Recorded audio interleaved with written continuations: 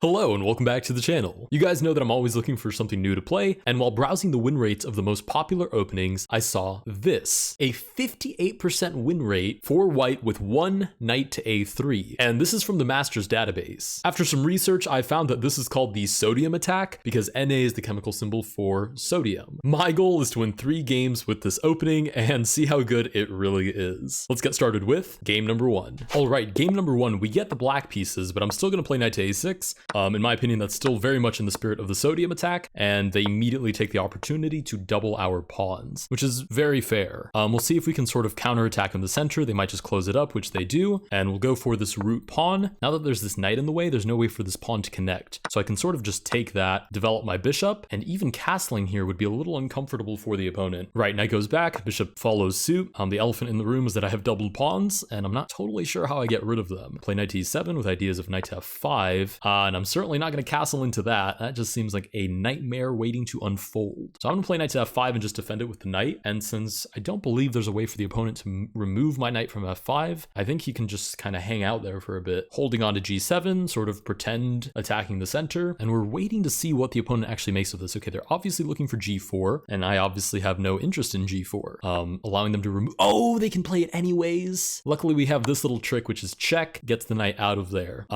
Yeah, but there was... I did not see that was going to work anyways. Obviously, I couldn't have taken because the rook would have been free. So thank goodness we had this little trick in our back pocket. Right, and now g5 sort of closes everything up. Ooh, but it also opens something up for me, which is d4, hits the knight, hits the rook. And it seems like we're just grabbing free material there. That is a free piece. And now my job is pretty much just to convert this. So there's no need for me to play anything too creative anymore. I pretty much did the creative stuff that I was going to do. Now I just castle, go for the open file, trade everything off that the opponent allows me to, and hunt for trades as well. They play the knight back. Rather, that's not how the knight moves. Terrible arrow. If they move the knight back, there's this nice little pin, lots of pressure. If they don't move it, we trade it off anyways. Interesting that they didn't undouble their pawns, probably because I had this check and then grabbing this pawn. But I'm still going to play for the 7th. There's still knight to e3, pressure on c2, hits the rook.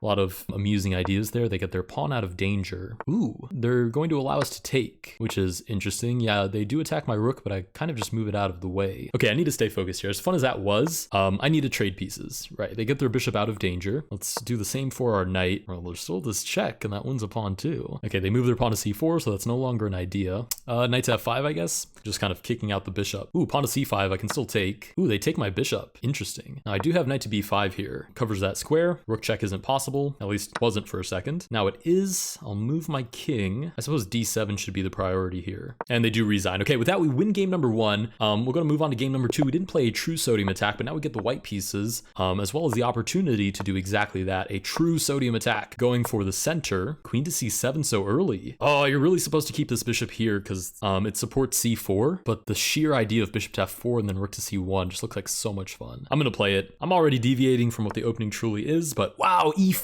Really? Is that how we're going to do this? Okay. Well, first thing I'm going to do is isolate a pawn for them on d5. If they allow me to, they don't. e4. Give me your queen. I have no idea if any of this is theory. Is this prep for them? This might all be prep. We are in check now. We do have to drop the knight back. Queen comes out to double down on the knight. I'm not convinced. I don't know. I'm not convinced by the attack. Bishop g2 and I want to castle. I have 2 defenders on the knight, so that's not free. I don't know.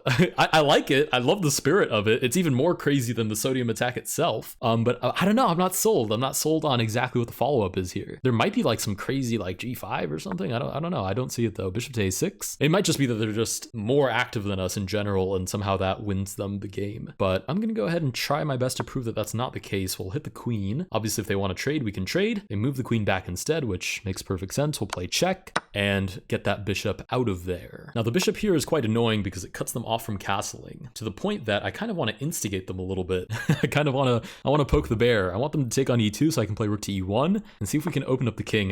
Bishop back to b7. They have no interest in my shenanigans, which is probably a good call. Now this is closed up. So what about bishop to h3, hitting that pawn? Ooh, knight to b6 hits the bishop, hits the queen. I probably shouldn't have left those disconnected like that. Luckily I have queen to b4 and I think that's enough to hold on to them. Yeah, we get g6 and they're back to defending. Okay. All right, let's go ahead and play bishop c5. We're going to anchor it to the pawn. Almost certainly. Oh, wait, they can't centralize their knight. We have queen takes. They could centralize this knight. Yeah, they do. But now we can comfortably drop the queen back, and there's no concern because the bishop protects the pawn and the pawn protects the bishop. Ooh, pawn to h6.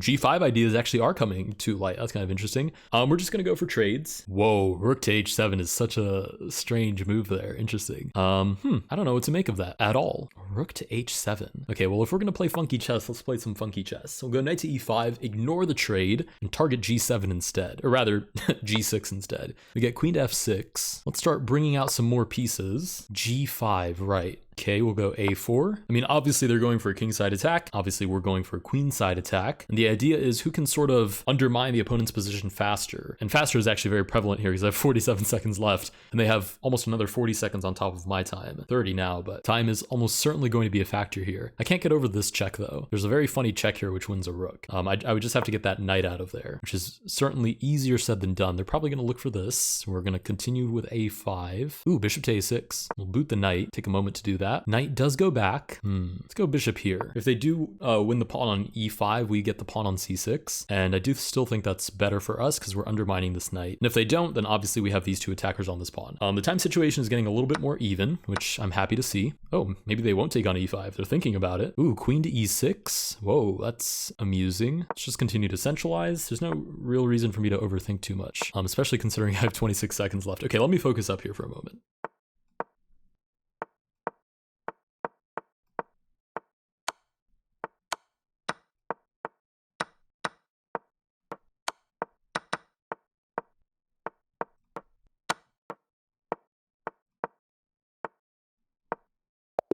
Okay, wow, we managed to flag the opponent. I blundered a pretty serious amount of material at one point there. Somehow I think we're actually okay in this final position though. All right, with that, somehow we're 2 for 2 on the sodium attack. I'm not completely understanding how this is happening or why the win rate is so high still, but it's fun. So let's go to move on to game number 3. Ooh, okay, game number 3, we get the black pieces again. So this will be a sort of pseudo sodium attack, c5, and they do take right away to grab that. Oh, they don't grab the pawn, they just close it up. That's really interesting. So this is very Sicilian-esque.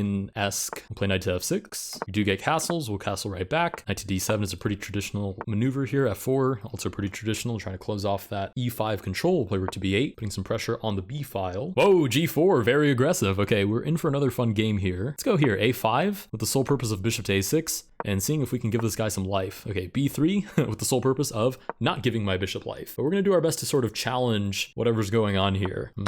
Hesitant to even label it. I'm not really sure what is happening. Oh, there's this skewer on the bishop grabbing the pawn. Oof, that's not great. Okay, queen to b6, protects the bishop, continues to attack the pawn. I don't know if knight to a4 here is a huge problem that I've just walked into. Ooh, they sacrifice. Is there a tactic? Oh, I think that was purely positional. I have no idea why you would sacrifice a rook for that bishop, but they seem to be convinced that oh, there's that. That's a nice little find. Okay, queen back, very passive. And they do recapture. Okay, knight to f6. There's this really interesting sacrifice, and I can fight for the open file in a moment here, which will be necessary, considering I have 2 rooks, and you're not doing too much with 2 rooks if you can't even get onto an open file, or at least an open rank of some kind. So we'll see. Okay, rook takes e7, sure. This sacrifice is very, very tempting. I have to do it. I just have to. I don't know, if I lose this, that's totally my fault for sacrificing where I should not have. It looks really good. Now we're hitting the rook and the knight on d6. I mean, obviously these squares are very weak. They couldn't be any weaker, really. But unless the opponent can capitalize on it, then it's not really a weakness. Oh, knight to f5. You've got to be kidding me. Oh, you've got to be kidding me. That's such a good find. It's so funny. As soon as I played it, I was like, wait, knight to f5? Yeah, and that works because if I take, they recapture, and the fork